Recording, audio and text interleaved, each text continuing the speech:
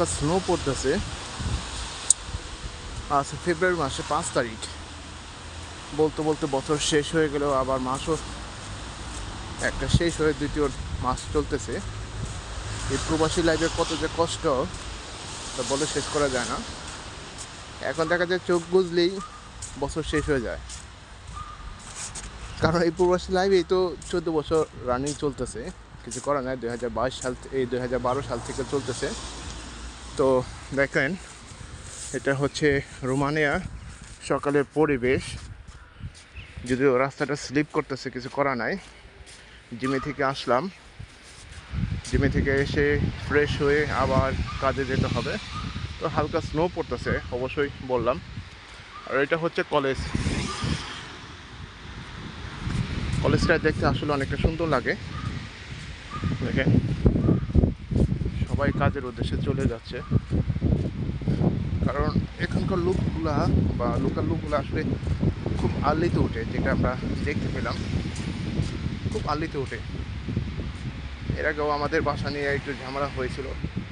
আমরা তো রাত 1-2টা বাজে ঘুমাই, কারণ কাজে থেকে আসতে 11টা বাজে যায়। খাওয়া দাওয়া করতে করতে সময় লাগে। তো এখানকার না খালি ইউরোপের পরিবেশটা এরকম, তারা আর্লিতে ওঠে এবং আর্লি মনে করেন তাড়াতাড়ি ঘুমিয়ে যায়। তো তাদের লাইফস্টাইল এবং আমাদের লাইফস্টাইল অনেকটা পার্থক্য রয়েছে। একটু কেয়ারফুলিভাবে যেতে হবে। রাস্তা স্নো পড়ে গেছে, যদিও রাস্তার মাঝখানে ওটা গাড়ি চালার রাস্তাটা পরিষ্কার করে দিয়ে দিয়েছে, কারণ এখানকার সিটি কর্পোরেশন আন্ডারে স্নো পড়লেই আপনার এটা গাড়ি রানিং অবস্থায় থাকবে।